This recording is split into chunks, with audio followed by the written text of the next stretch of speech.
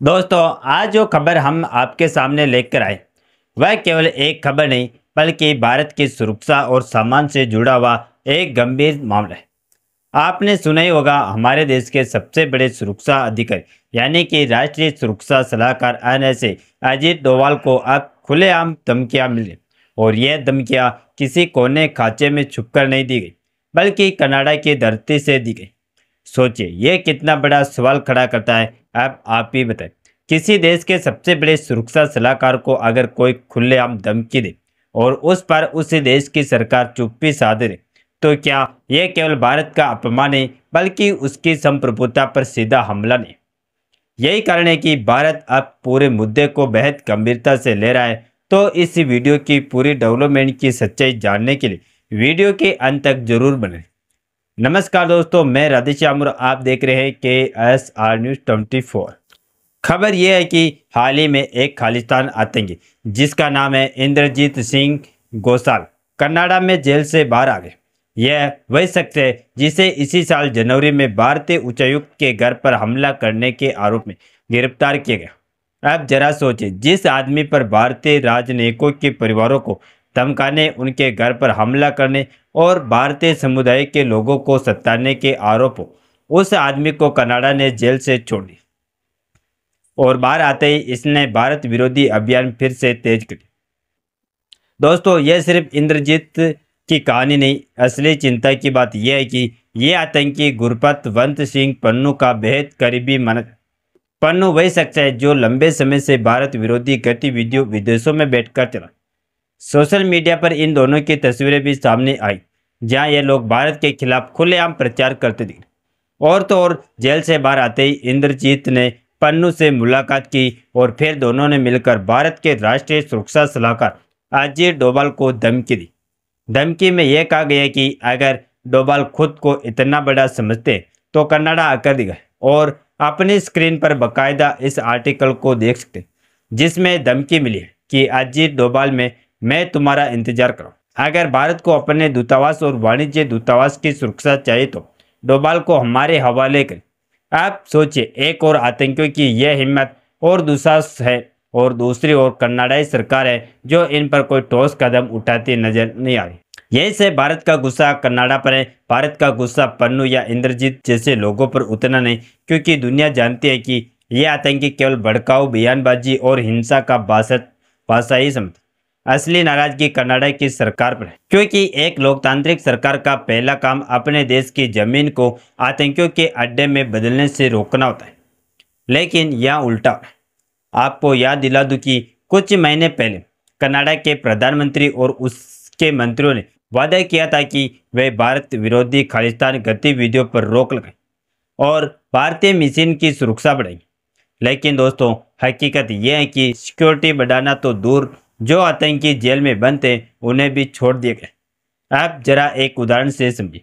मान लीजिए आपके घर के बाहर कोई शख्स दिन रात गालियां दे, पत्थर फेंके और एक दिन आपके परिवार पर हमला भी कर दे। पुलिस उसे पकड़कर जेल में डाल दे, लेकिन फिर कुछ दिन बाद छोड़ भी दे और वह बाहर आते ही वही आदमी दोबारा कहे कि अभी तो मैंने कुछ किया ही नहीं, आगे देखना। अब आप ही बताएं, क्या आप ऐसी पुलिस और सरकार पर भरोसा करेंगे? बिल्कुल नहीं। यह स्थिति भारत और कनाडा के बीच खड़ी हो चुकी है। भारत के राष्ट्रीय सुरक्षा सलाहकार अजीत डोभाल, जो पूरी दुनिया में अपनी रणनीति और शक्ति के लिए जाने जाते हैं, उन्हें अगर इस तरह की धमकियां मिलती हैं और उस पर कनाडाई प्रशासन खामोश बैठा रहता है तो यह सिर्फ एक चेतावनी नहीं बल्कि चुनौती है। और भारत ने साफ कर दिया कि अगर 30 दिनों के भीतर कनाडा कोई ठोस कदम नहीं उठाता तो भारत अपने स्तर पर कदम उठाएगा। दोस्तों, यह सिर्फ एक राजनयिक विवाद नहीं, यह भारत की राष्ट्रीय अस्मिता, सुरक्षा और गरिमा का मामला है। और यही वजह है कि देश भर की नज़रें इस मुद्दे पर टिकी हुई है।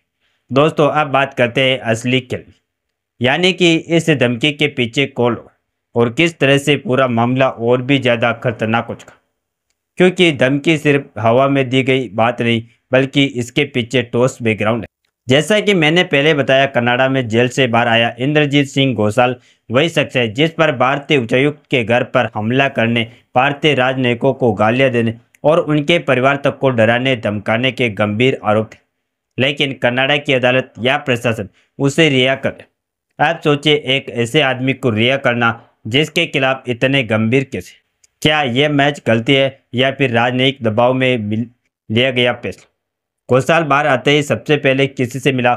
जी हाँ, वही पुराना नाम, गुरपतवंत सिंह पन्नू।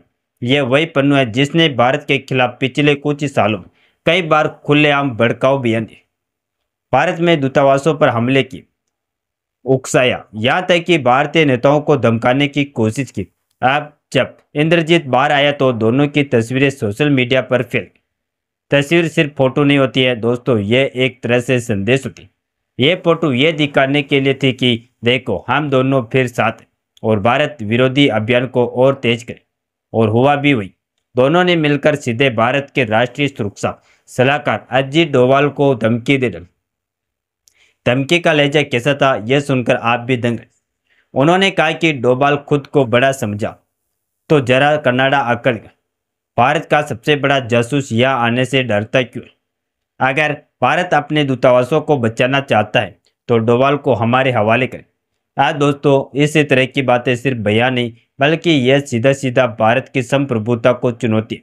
कोई छोटा मोटा नेता होता तो छोड़ भी देते, लेकिन यह धमकी हमारे एनएसए को दी जा रही। वही डोभाल जिन्होंने पाकिस्तान में सर्जिकल स्ट्राइक की रणनीति बनाई, वही जिन्होंने बालाकोट एयर स्ट्राइक का खाका तैयार किया, वही जिन्होंने आतंकियों के खिलाफ खुफिया अभियानों को अंजाम दिया। ऐसे शख्स को खुलेआम धमकी देना यह सिर्फ व्यक्तिगत हमला नहीं बल्कि भारत की ताकत और इंटेलिजेंस नेटवर्क को नीचा दिखाने की कोशिश। अब आप सोचिए, इस पूरे मामले में कनाडा सरकार की भूमिका कैसी दिखती है? जब पन्नू और इंद्रजीत जैसी शख्सियत खुलेआम सोशल मीडिया पर धमकियां देती, रैलियां निकालती है, भारत विरोधी पोस्टर लगाती है और वहां की पुलिस, वहां का प्रशासन चुप रहता है, तो साफ है कि या तो वहां की सरकार कमजोर है या फिर जानबूझकर आंख मूंद रही। भारत सरकार और एनएसए अजीत डोभाल ने साफ कह दिया कि कनाडा को 30 दिन की मोहलत दी गई, यानी एक तरह से अल्टीमेटम। इसमें कहा गया कि या तो कनाडा इन आतंकियों पर कार्रवाई करे, उन्हें जेल में डाले, उनके संगठनों पर बेल है और भारतीय दूतावासों को सुरक्षा दे, वरना भारत अपने स्तर पर कदम उठाएगा। अब भारत के कदम कैसे हो सकते हैं? सबसे पहले तो कूटनीतिक दबाव। भारत संयुक्त राष्ट्र G20 और बाकी मंचों पर कनाडा की पोल खोल सकता है। दूसरा यह कि आर्थिक और व्यापारिक रिश्तों में ठंडापन लाकर दबाव बना सकता है। और तीसरा यह कि अगर हालात बहुत बिगड़ते हैं तो भारत अपनी सुरक्षा एजेंसियों को विदेशों में सक्रिय कर सकता है, जैसा पहले भी हुआ है। दोस्तों याद कीजिए, पाकिस्तान के आतंकियों के खिलाफ भारत ने जो खुफिया अभियानों की रणनीति अपनाई, वैसे ही रणनीति खालिस्तानी नेटवर्क के खिलाफ भी अपनाई जा सकती है। भारत ने यह साबित किया कि हमारी संप्रभुता को कोई हाथ डालता है तो जवाब जरूर दें। बाकी आप लोग अपनी राय कमेंट में जरूर बताएं कि कनाडा को उसकी औकात कैसे दिखाई जाए, और इस वीडियो को एक लाइक करके अपने मित्रों तक शेयर जरूर करें ताकि उन्हें भी जानकारी मिल सके। इसी तरह और भी नॉलेजेबल वीडियो देखने के लिए हमारे चैनल KSR न्यूज को सब्सक्राइब करके बेल आइकन को ऑल पर जरूर सेलेक्ट करें। जय श्री राम, जय जय भारत।